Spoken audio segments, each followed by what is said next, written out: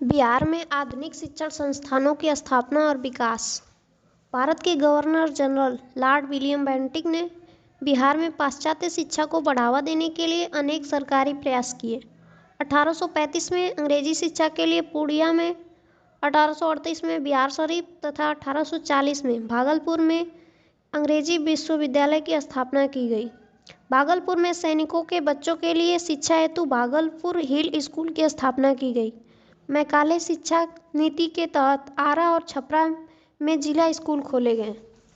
प्रारंभ में पाश्चात्य शिक्षा को लेकर बिहार वासियों में अनेक रूढ़ियां और भ्रांतियां थीं, जिसके कारण इसका लाभ केवल बंगालियों ने उठाया। 1861 में बंगाल के शिक्षा निदेशक W.S.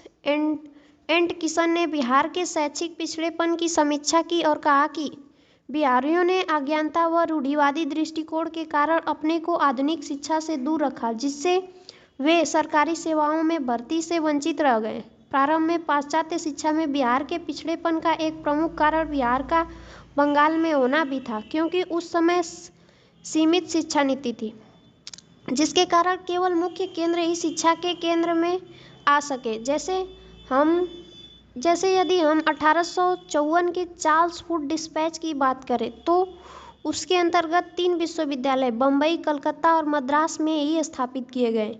यही कारण है कि बिहार में शिक्षा के प्रसार में बंगालियों का विशेष योगदान भी रहा है। 1866 ईस्वी में बिहार में बंगालियों ने एक आधुनिक विद्यालय की स्थापना की। न्यायाधीश गिरीश चंद्र घोष ने पटना में एक बालिका विद्यालय पटना की स्थापना की, लेकिन यह सब बिहार की रूढ़िवादिता और पिछड़ेपन को दूर करने के लिए नाकाफी था। लेकिन कुछ बुद्धिजीवियों द्वारा जागरूकता के प्रयास से लोगों की भ्रांतियां धीरे धीरे दूर होने लगीं। इंजीनियरिंग की पढ़ाई से संबंधित 1874 में पटना में एक सर्वे विद्यालय की स्थापना की गई, जिससे आगे चलकर बिहार कॉलेज ऑफ इंजीनियरिंग के नाम से जाना गया। बाद में 2004 में भारत सरकार द्वारा इसे national institute of technology NIT का दर्जा दे दिया गया। 1896 ईस्वी तक बिहार में मेडिकल एवं इंजीनियरिंग की पढ़ाई का कोई भी संस्थान नहीं था और कलकत्ता के मेडिकल और इंजीनियरिंग कॉलेज में बिहार के छात्रों को स्कॉलरशिप नहीं मिलता था। दूसरी तरफ बिहार में अच्छे शिक्षण संस्थानों के अभाव के बावजूद शिक्षा और सरकारी नौकरियों में बहाली के मामलों में बिहारी लोगों से बहुत ही भेदभाव किया जाता था। वकालत और डॉक्टरी जैसे पेशों पर बंगालियों का ही कब्जा था। इस तरह के बर्ताव से तंग आकर महेश नारायण, अनुग्रह नारायण सिंह, नंद किशोर लाल, राय बहादुर, कृष्ण साय, गुरु प्रसाद सेन, सच्चिदानंद सिन्हा, मोहम्मद फरुखुद्दीन, अली इमाम, मजहरुल हक और हसन इमाम जैसे प्रगतिवादी नेता बिहार को बंगाल से अलग कराने के काम में जुट गए।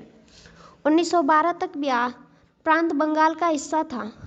बंगाली बड़े पढ़े लिखे और राजगारों उन्मुखी थे, जबकि बिहारी शिक्षा में पिछड़े थे। इसका मूल कारण था बिहार और बंगाल की भौगोलिक पृष्ठभूमि का अलग अलग होना, देश की राजनीति कलकत्ता में होना और ब्रिटिश हुकूमत का संचालन केंद्र भी वहीं होना आदि। 14 अक्टूबर 1917 को पटना विश्वविद्यालय की स्थापना से बिहार में उच्च शिक्षा का मार्ग प्रशस्त हुआ। 1921 में बिहार विधान परिषद द्वारा एक प्रस्ताव पारित कर आयुर्वेदिक शिक्षा प्रणाली प्रारंभ की गई। 1925 में Prince of Wales medical college की स्थापना की गई, जो बाद में यह पटना मेडिकल कॉलेज के नाम से जाना गया। बिहार में विज्ञान की पढ़ाई को बढ़ावा देने के उद्देश्य से पटना कॉलेज से पृथक कर 1927 में पटना साइंस कॉलेज की स्थापना की गई, जिसका उद्घाटन 15 नवंबर 1928 को तत्कालीन वायसराय लॉर्ड इरविन ने किया। आधुनिक शिक्षा को गति देते हुए बिहार में 1938 में बेसिक एजुकेशन बोर्ड की स्थापना की गई। 1940 के दशक में दरभंगा मेडिकल स्कूल की स्थापना की गई। प्रारंभ में पाश्चात्य शिक्षा का प्रसार बिहार में बहुत ही धीमी गति से हुआ। बिहार के लोग अपनी रूढ़िवादी विचार के कारण इसका विरोध करते रहे, जिससे बिहार शिक्षा के मामले में लगातार पिछड़ता रहा।